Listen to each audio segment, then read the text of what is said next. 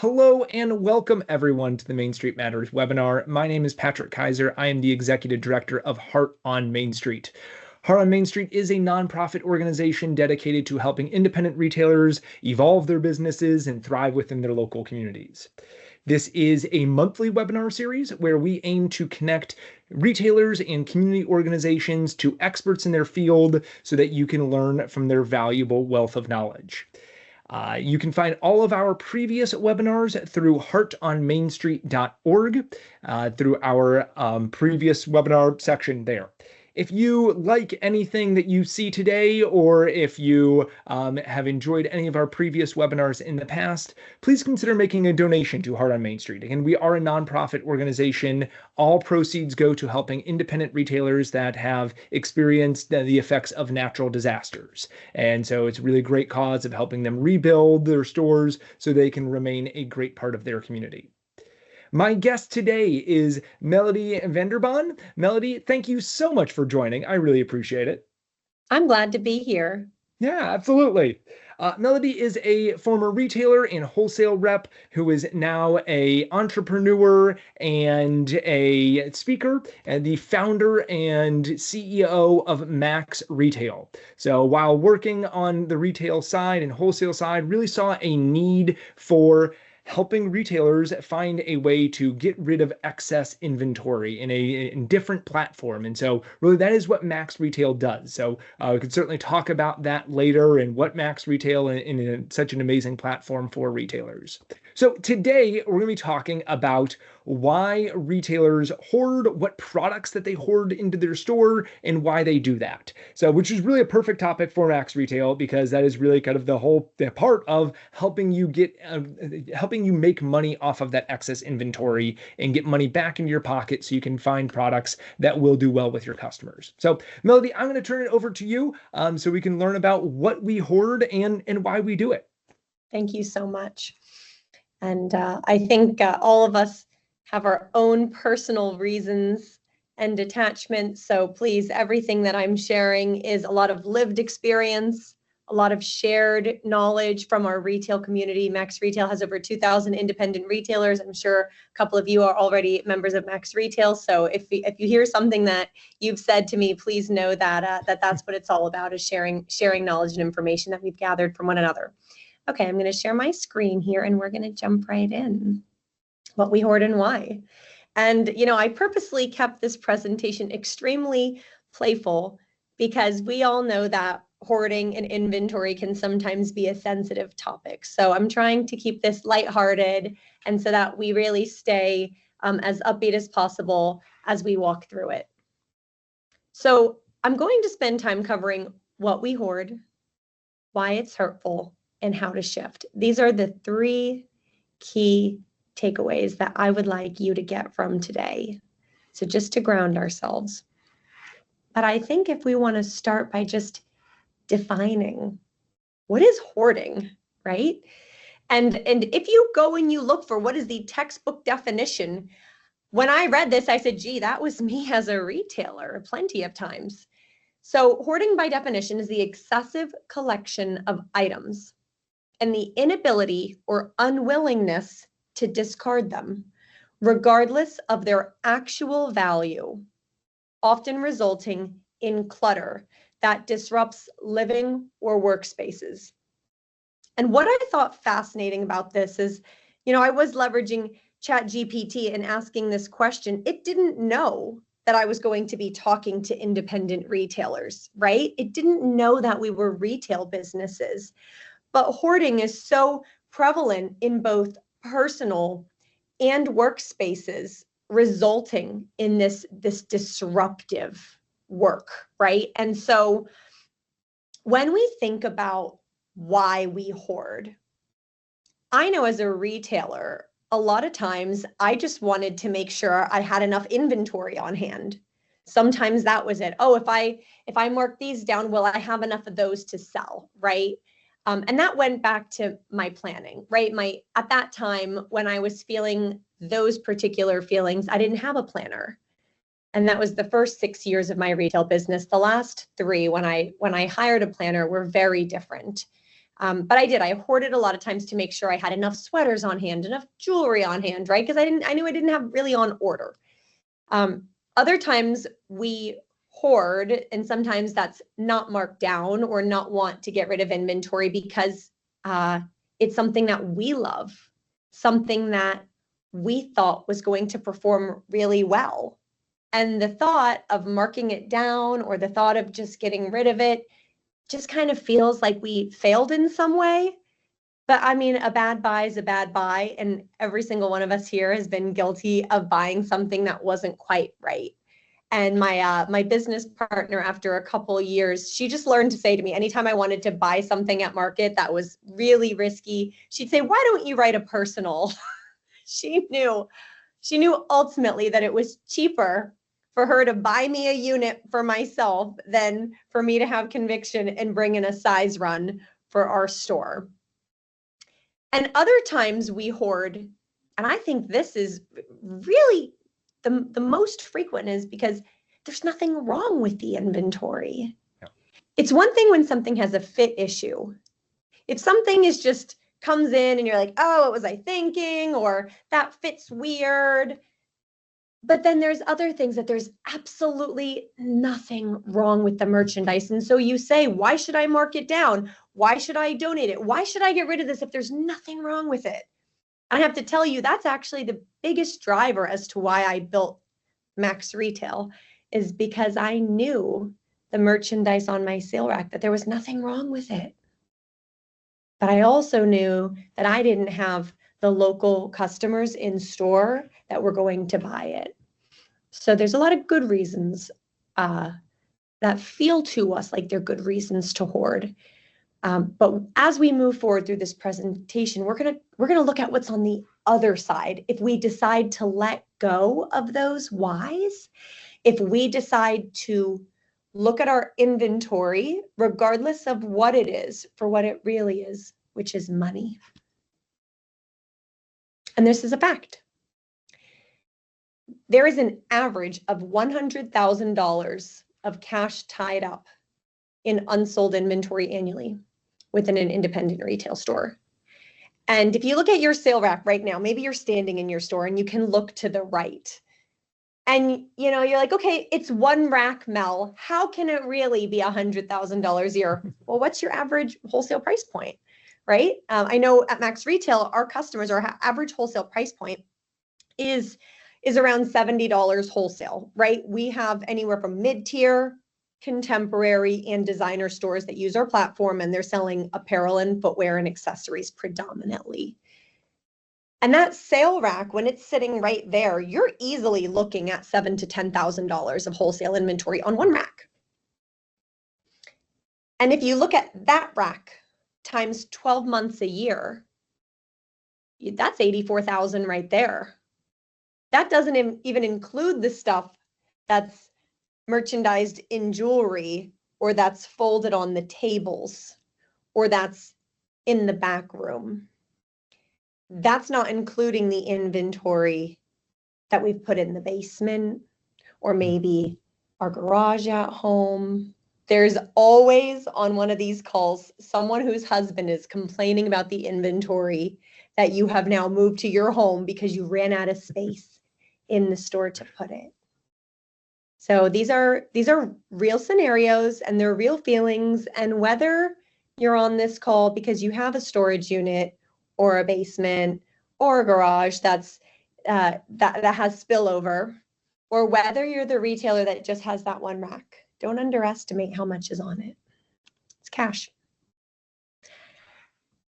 And if we talk about the kind of items we hoard,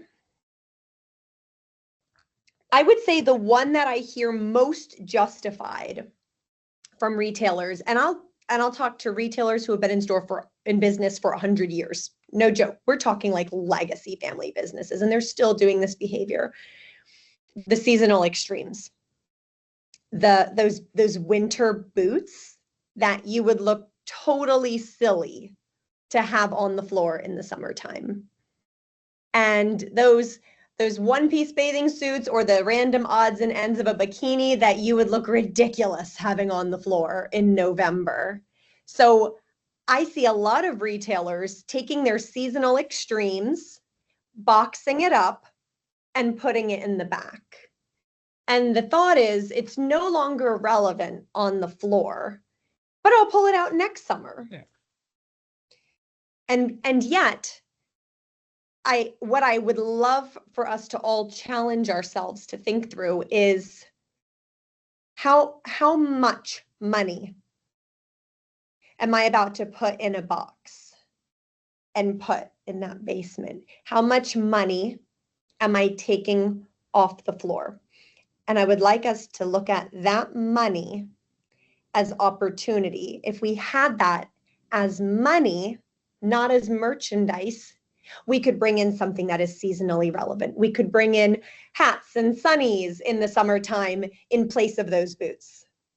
We can bring in more winter coats, more summer more winter hats, more mittens in place of those bikinis.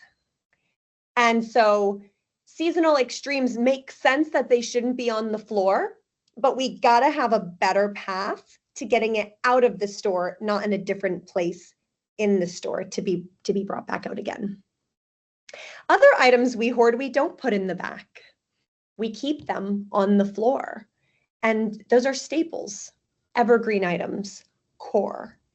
If you'll think about a pair of blue jean denim, plain white t-shirt, maybe some tanks, there might be an item that you say, I can sell this year round. I never mark it down because it can always sell. But has it sold? And so oftentimes we will say there's nothing wrong with it for these items. And sometimes they do sell really well. Sometimes it is a tank that you're constantly going to replenish because it is turning. But I want to encourage everyone to ask yourselves, if I really run an inventory report of these items that I'm determining as core, when did I get them in and how long have they been here? Are they really turning? Are there certain sizes that have never sold? And maybe I am reordering. Maybe I'm constantly reordering a 26, 27, 28, 29, but I've been looking at a size 24 and a 25 for years. Maybe it's the size 31, 32 for years. So let's be mindful, even with core items, there might be some that we're hoarding. Now, accessories is the one that I was most guilty of hoarding because I was a terrible accessories buyer. I could sell a woman who walked into my store 5 blouses, 4 pairs of bottoms. I could sell them 3 pairs of shoes, and they would be happy, so happy. But I could not sell a necklace or a pair of earrings to save my life. And so because of that, I had accessories in the store, but I didn't bother to mark them down. And I would bring in new ones, around holidays and whatnot. But accessories, man, I just couldn't sell them to save my life. And I didn't bother to get any better at it. I'm sure all of you are much better than me at selling jewelry. But I hoarded it instead. I let it sit. I let it take up real estate. I let it be pretty. And so even if you're great at selling accessories, what are the accessories that have not sold, right? Can you find some in your store that are not turning? And do you think like I did, well, it's only taking up this much space. How bad could that be, right? Gift items. I remember another thought. I was like, well, Christmas passed. That didn't sell at Christmas. It's a really nice candle. Maybe it'll sell for Valentine's Day. Okay, that little gift item didn't sell for Valentine's Day. Maybe it'll sell for Mother's Day. Maybe it'll sell for Teacher Appreciation Day. And I was always thinking about the next time that this gift item could sell. And I tried to sell it, but it never sold, right? But I still thought it was a great gift item. And a lot of this just goes into freshness, right, guys? Like what I'm talking about here, especially when we're talking about the accessories and the gift items, is just having that flow of freshness, right? And being the kind of buyer that's always on top of your game to have those items coming in. And that way you don't feel the need to hold on to what you have, right? And this is probably what I see the most on Max Retail. I see we hoard our popular brands. You have a pair of Golden Goose shoes and they didn't sell. You just can't believe it. How could these Golden Goose shoes not sell? There's no way I could ever mark them down, right? There's no way I could ever get rid of them because they're Golden Goose. And that's how we think. We think that about Free People. We think that about other brands that we have. And we're just really, I don't know, like we just have this pull towards them. And yet, all of these things that I've listed, if we can get neutral, it's money. The winter boots is money. The core size 25 blue jean that we've had for 360 days is money. The necklaces sitting on that shelf that are too high up for you to really reach, and so they just kind of sit there, money. The gift items that didn't earn money, and even the popular brands, everything on this list is just money. And it's what's making up that $100,000 of unsold inventory. If not more, maybe a little less. This is what we're looking at. And the best thing that we can do as retailers is get neutral and become aware of our thoughts. The only thing that truly matters about our inventory is how long it's been in our store, not what it is, not how much it costs, not how much we love it or hate it. It's time and money, right? I have a colleague here at Max Retail. She says, Mel, money loves speed, right? And that's going to go into the next points that we start to talk about, which is inventory turn. This is probably my favorite quote, possibly ever in terms of business. And it's my friend Dan Jablon's. He's a planner at Retail Smart Guys. And he says, if your customer sees this month what they saw last month, they're not coming next month. And I didn't get that when I was a retailer, because in my store, I thought, surely only I know about this, right? Surely only I'm the one who knows how long that's been in there. But what I realized is after I sold my store and I became the customer who shopped in it, I became acutely aware of an item that had been in the store and was still there 4 months after the last time I had shopped. And I became aware of how that made me feel as a customer. And all of the questions that came up in my mind, like, why does she still have this? I mean, she's had it marked down for a while. Maybe nobody wants it.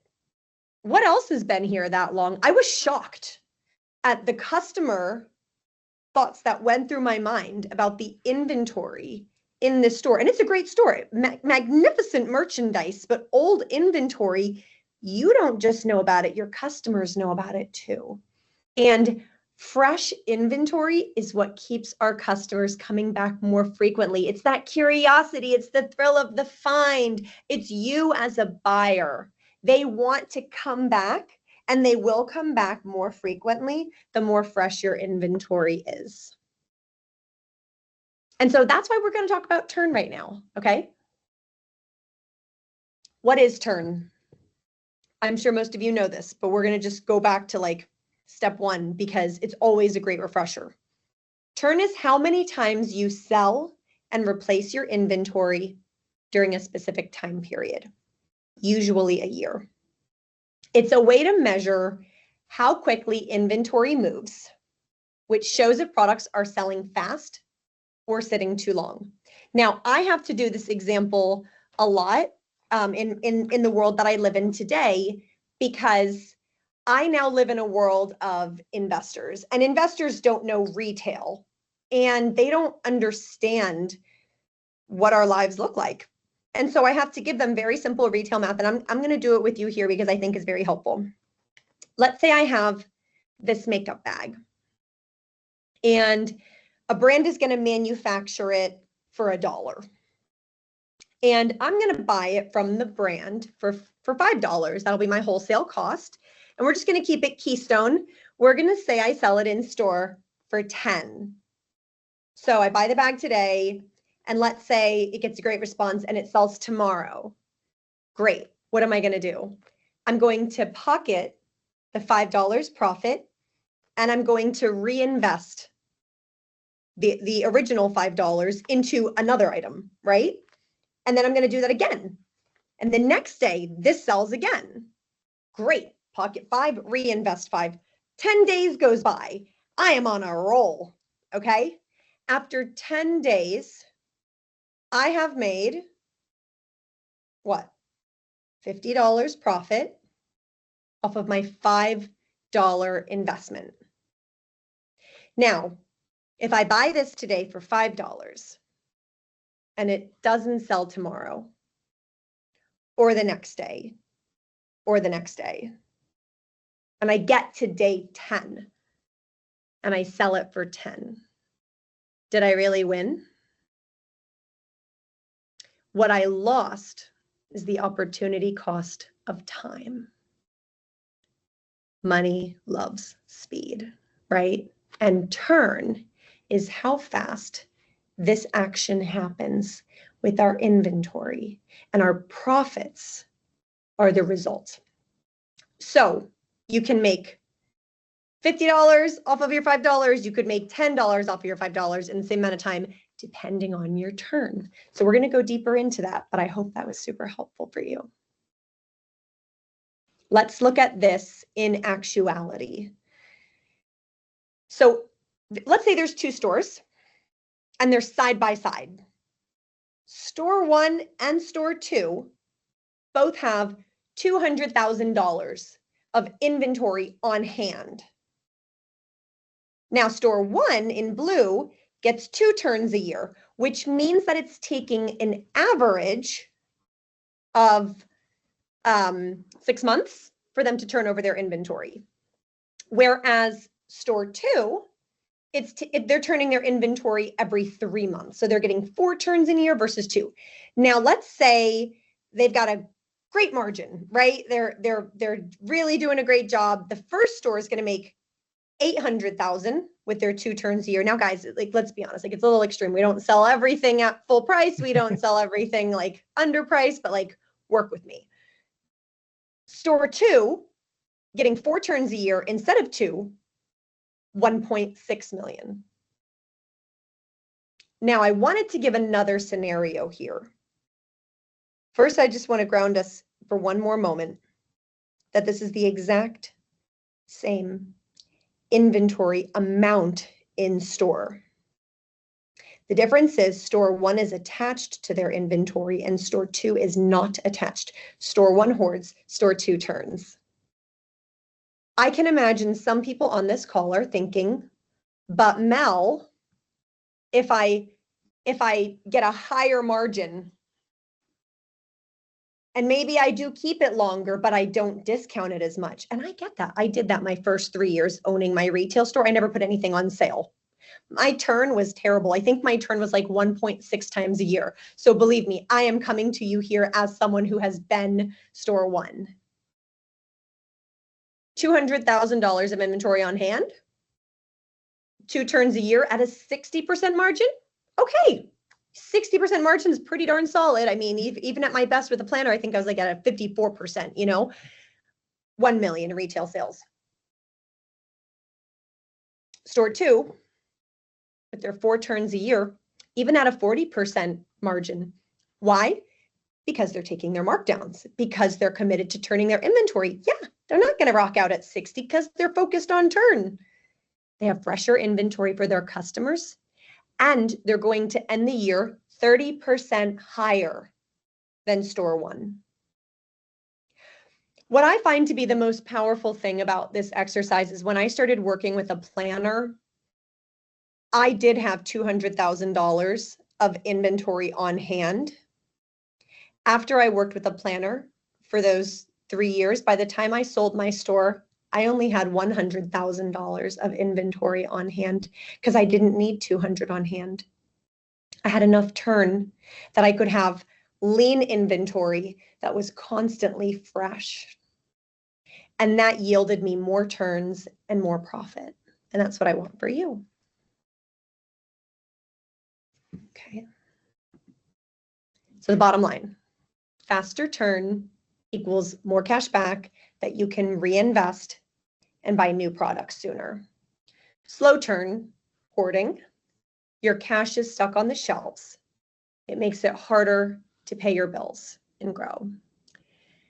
If you find yourself answering the phone with your vendors for fall saying, call me in a week, I need to push it out, right? If you find yourself saying, my Amex bill is full, I need to wait till the next billing cycle. All of these are symptoms of inventory hoarding. The harder it is for you to bring in inventory means that we're not letting go of inventory fast enough, okay? So the good news is we can increase your turn. As mentioned, my turn was 1.6 when I became acutely aware of how terrible I was doing and how much of a hoarder I was. Coming to you from a place of support, not conviction, in every sense of the word here. The first thing you need to do is you have to know how old your inventory is. And if you leverage your point of sale and your calendar reminders, that's one way to help. I had a call with a designer store a few weeks ago, and we were talking about their inventory, and they thought they didn't have that much on hand. When they finally added up their aged inventory, it was a tremendous amount, and it was 4 times what they thought it was. So we as retailers are moving so fast. We have personal lives to juggle. We have employees, we have vendors, we have rent, we have all the things that make up modern retail, which is a lot of work online on social media, right? It's kind of like the job that we have now as retailers is 2 to 3 times harder than it was a decade ago. Let's be honest. It's very different now. And that it causes us to just move at such a fast speed. We are going faster than we realize. And unless we stop and look at our inventory, we're not going to realize that those flip-flops have been in store for 75 days until they've been in store 100 days, and now the weather turned. And of course, you know that the flip-flops shouldn't be there anymore. So you need to know how old your inventory is. And you can run your dusty inventory report in Lightspeed, in Shopify. If you need help finding your aged inventory, we can help at Max Retail. We have a report that we can help you pull. We know it's a little harder. And even in Square, I know you guys have some good reporting there.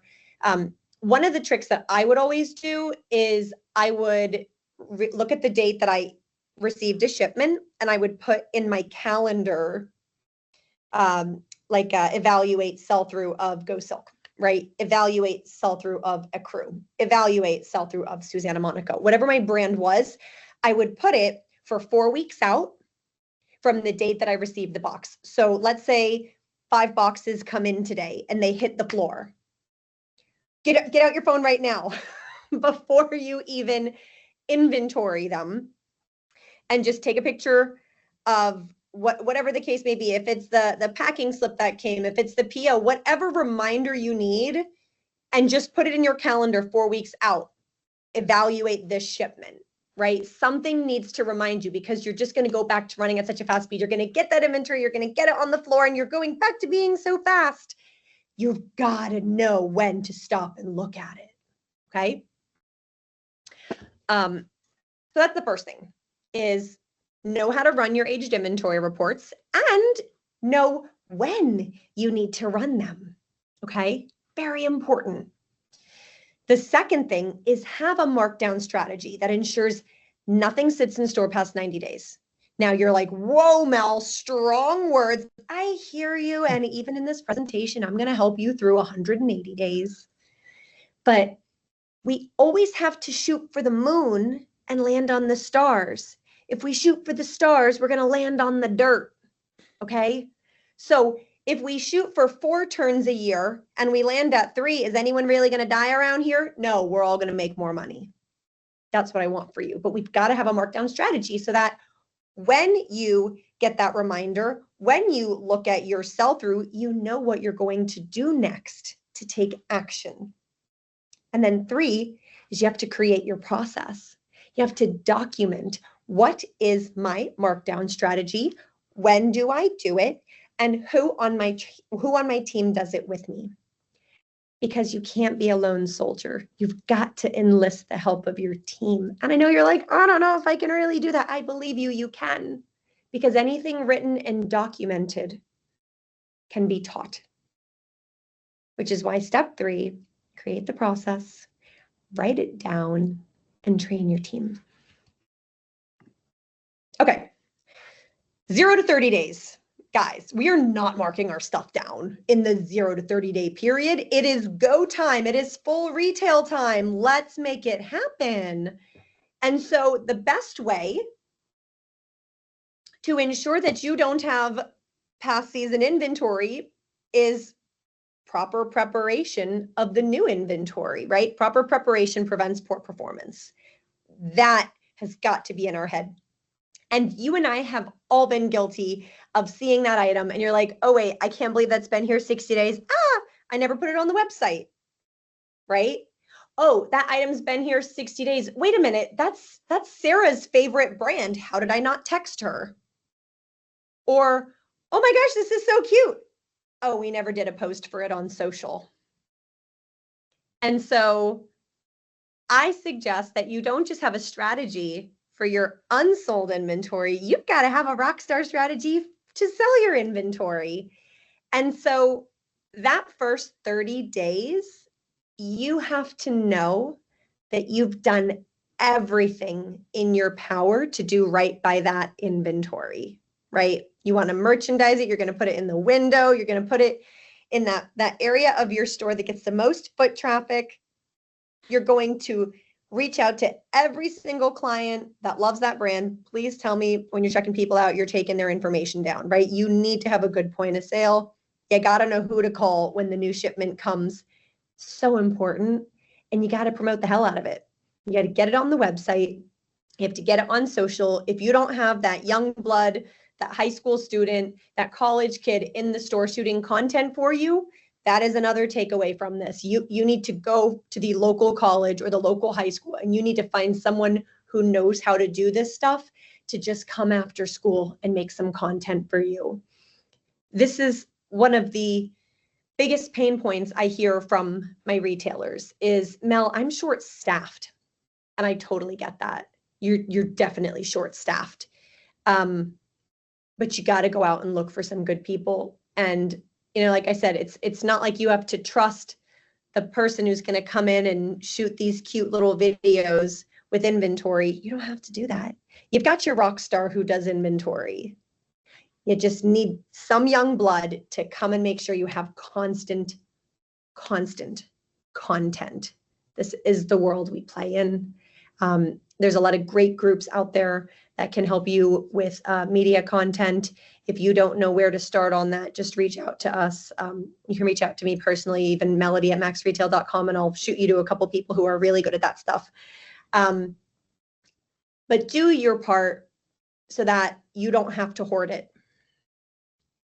If you have a solid 0 to 30 day strategy, you won't have the desire to hoard it because you will have known that you did your very best.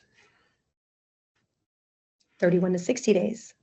Now, that little alarm went off on your phone. You're at that 30-day mark. You need to say, how are things selling? What sell-through did I get? I know in my store, I was looking for a 50% sell-through in the first 30 days. Everyone has a different comfort level, but I'm letting you know, if you don't even have a 20% sell-through within 30 days, you're probably going to be looking at the rest of this size run past season, all right? You really need a signal that this item is doing well in your store, and the best signal is selling inventory. So if you have merchandise that is, you've sold 1 out of 5 items, you've sold 1 out of 10 items in the first 30 days, you've got to take your first markdown because you need to see if you can create demand for it.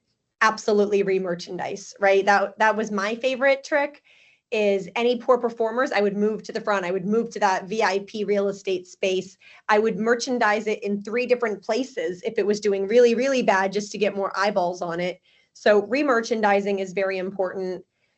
Also, if you sold half of the size run, obviously you're remerchandising anyways. As you get new things, make sure that you're showcasing the inventory that you have had a 50% sell through. Don't rest on your laurels. You still need to sell through the rest of it, right? So merchandise the old with the new. It can make a big difference. The other thing you can do is create an internal spiff. And what I used to do in my store is I would put a little tiny yellow highlighter dot on inventory that had reached this point. And I would just give my team like $5 if they sold it, right? Because the average price point in my store was $200. So giving them $5 was much cheaper than a 10 or a 20% discount. And it just kind of kept this inventory moving. And we called them Easter eggs, because it was kind of like, as you were pulling merchandise, you'd be like, ooh, I got an Easter egg. You know, I made an extra $20 because I sold 4 of those items. You can play with whatever internal spiff you're comfortable with. Maybe it's free lunch for whoever sells the most Easter eggs in the day or the week, right? It can be something more fun. It could be like maybe they get to pick an item or whatever motivates your team. But consider something like this, because this is still better than looking at this inventory after the season has ended. And then just once again, just going back to, if it's not selling at all, please take your first markdown. Management 1 would say your first markdown is your best markdown. If you have something that has like a 0% sell through and you get to 30-day mark, I mean, management 1 would tell you just cut to 50 and just try to get it out. I know that's a little uncomfortable. I also understand that sometimes it's hard if a brand ships you early and they sent you, you know, jeans and nobody's buying jeans in September. I'm aware of this dynamic. You're like, I just need another 30 days. I get it, but make sure that you clienteled. Make sure you have it on the website. Make sure you have it on social. Make sure you've done your part on those first 30 days, right? And I hear you, sometimes you need a little bit more time, but you still need to be aware that it is still sitting for too long. Okay, that alarm goes off again, that we are now at our 60 to 90-day mark. We're now moving out of season, right, guys? Like this is the final hoorah. Even if it sold well, even if you achieved 70% sell-through in the first 60 days, get the rest out, guys. We got to get it out. It's got to be going. We don't want onesies hanging around the store. That's messing up our merchandising, right? So even do a markdown on whatever is left over at this period of time. Why? Because we're so close to getting the full run out within our 90-day period. Awesome. And, you know, time to cut to your second markdown of the poor sellers, 50% sell-through, right? If you were able to maybe move 1 or 2 of those items in the last 30 days, let's kick it up a notch, right? We've got to get the poor sellers out. I can't even tell you how many full-size runs get listed on Max Retail at the end of season. How are there full-size runs left over at the end of season? Because we've got to be more mindful. We've got to be more proactive than reactive when inventory isn't performing. And yes, I know. Sometimes there's nothing wrong with it.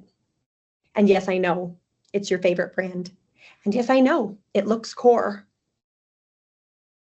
It's money that is going to stay as merchandise and not convert back into money unless we take action, right? And that's why we're having this wonderful conversation together. Okay, but you're like, Mel, it's not all gone. Let's be honest. It's been 90 days, Mel, and it's still here. Or oops, I missed that second alarm and I wasn't paying attention, and now we're actually at 120 days, right? This is when I encourage our sellers to list it on Max Retail. I say, we are never here to compete with your in-store markdown. Do your 30%, do your 50%. If you can't sell it at 50%, then you list it on Max Retail. Max Retail is going to create listings for your unsold inventory and put it on retail and resale marketplaces where end consumers are still really excited about it. Over 400 million end consumers are really excited about your past season inventory. And guess what? Your customers have now seen it in store for 90 days. They're not excited about your past season inventory like these online shoppers are. So that's when we're going to kick it and say, okay, Max, do your thing. But also you still need to make it a little more compelling in store. Move it to a 60% off, right? Move it from 50 to 60. There's very little result that comes from like a 50 to a 60% markdown, but to hell with it, do it. And also try some BOGOs, buy one, get one free, you know, have a shelf in the store. Everything on the shelf is buy one, get one, right? We can be creative as we're trying to get this inventory out. And now another 30 days has gone by and you sold some stuff on Max Retail, but there's still some stuff that's sitting around and it's on Max still and it's in store still. We have a price drop feature in Max Retail where you can lower your price, you know, 1%, 5% every couple days. And what that does is it boosts your inventory again on our sales channels every time with your new lower price. So it unlocks more consumers that would be interested in your product. So it's this super cool algorithm that we've been able to help our independent retailers utilize by lowering their price just a little bit every couple days to keep sell-through on older inventory increasing. But we still have to do our part in store, 75% off. I know at that point that feels really painful. And a lot of you don't want your customers to see items at 75% off in store. I get that. We do have a lot of customers that at this point, they just put this merchandise in the back of the store. They don't keep it on the front part of the store anymore. They just keep price dropping it. They keep it listed on Max Retail to sell. But I have some customers that just don't like going this far down in store, and I get that. And then older than that, if you can't sell it for a half a year. I know this is the part where you now want to put it in a box and bring it down and take it out again next summer, but your customers don't want it next summer. You need new inventory. Consider items as a gift with purchase, right? See if there's something, if it's an accessory, for instance, like we had talked about, maybe you have an anniversary sale coming up and you have some really great customers. Maybe you want to gift some of the jewelry to your customers. Consignment stores. If something's really not selling, but you have a good relationship with a consignment store, that's another way. I always had a consignment store in my back pocket. And then donate. There's a lot of really amazing organizations like Souls for Souls, Dress for Success, and a lot of really worthy places where you can get a tax deduction. But hoarding is not the answer. To me, the most important thing in my entire presentation is the 0 to 30 days, because I believe that the majority of our issues come from just trying to keep up with the pace of our store. And there's just so much to do. And it's hard to do it when you have 3, 4, 5 boxes coming in every day. How can I possibly get that much up on my website? How can I possibly shoot that much content? How can I re-merchandise this many times? I get it. I totally get it. But if we do our part for our new inventory, we can feel really confident about what we're going to be doing at that 60-day mark, at that 90-day mark. We have to know we did our part so that we don't want to hoard. So in closing, hoarding keeps you surviving, but high turns keep you thriving. And that is what I want for all of you. And if you want to get a copy of this presentation, I will be putting it on maxretail.com on our blog site. And if you're a member of Max Retail, this will be internal on the retailer resources section of the site. So that'll be up there by tomorrow morning. Melodie, that was amazing. Thank you all so much for sharing. I mean, just the concept of having $100,000 just sitting on your shelves of product that you're just wanting to move. I mean, all of this really is about taking that inventory and making sure you get money for it so that you can reinvest it back in your store and making sure that you can buy something that is going to sell. So thank you so much. This was fantastic. I do want to open up to some Q&A or some any questions with a couple minutes that we do have remaining. While people might be typing in, tell people where they can find you, where they can find more information about Max Retail. Sure. So Max Retail is a platform that enables independent retailers to get their wholesale cost back on past season inventory. We specialize, as mentioned, in apparel, footwear, accessories, handbags, a little bit of beauty and gift as well. But predominantly it's going to be contemporary designer stores, a bit of mid-tier. I have a joke, if you've heard of it, we can sell it. And we do integrate with Lightspeed, Shopify, and Square. If you're not on one of those point of sales, you can still list via sending us an on-hand report. And yeah, there's no cost to sign up. And we take a 15% fee when merchandise sells. You're listing at wholesale cost. So once again, Max Retail is not a full price sales channel. It is not your first markdown. We are where you come when you cannot sell it yourself, and you will recoup your wholesale cost. We will take a 15% fee, and we even give discounted shipping labels of $5.99 per order. And that's amazing. I mean, it is such a needed thing. And again, get that money, invest it into something that is going to sell, and that you could then get your turns off of that. Totally. Did have a question come in? Christina asks, is this applicable for stores just opening as well? We have been in brick and mortar business since June, and I keep product because I want to build inventory. It's a really great question. Yeah. So what I love about Max Retail for a new store is you definitely need us, because you're going to be figuring out what works and what doesn't work.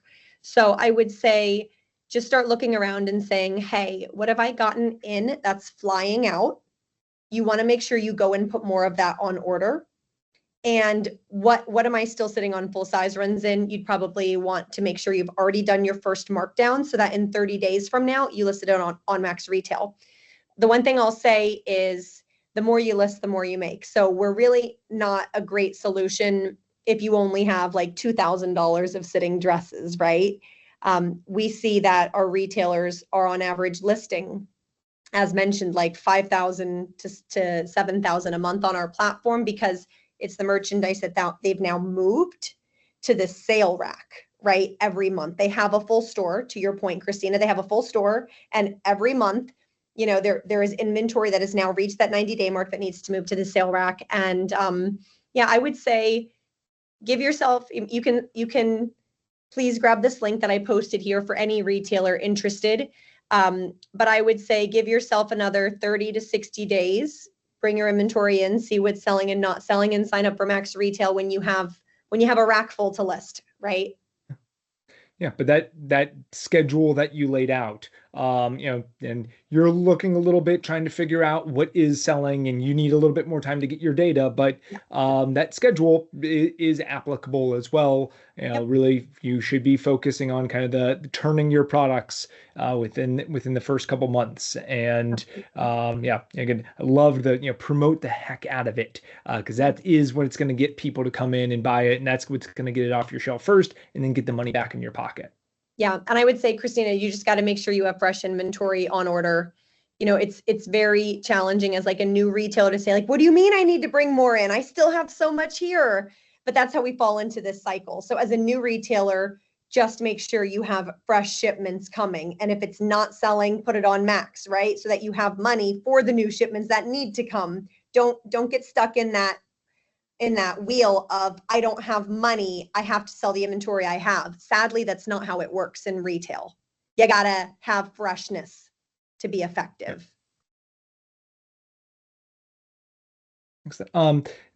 Question. So, Christina, follow up, does Max Retail turn inventory that is not clothing or accessories? I'm a refill store, so bath and body products, home eco-friendly products, etc.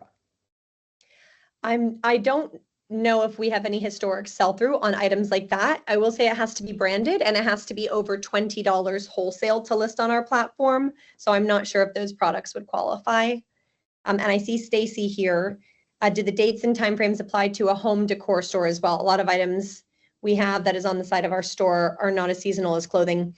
You know, Stacy, it's about turn, right? Like whether it's clothing or whether it's home decor, it's money, right? So no matter what we sell, yes, some categories do get more turns a year.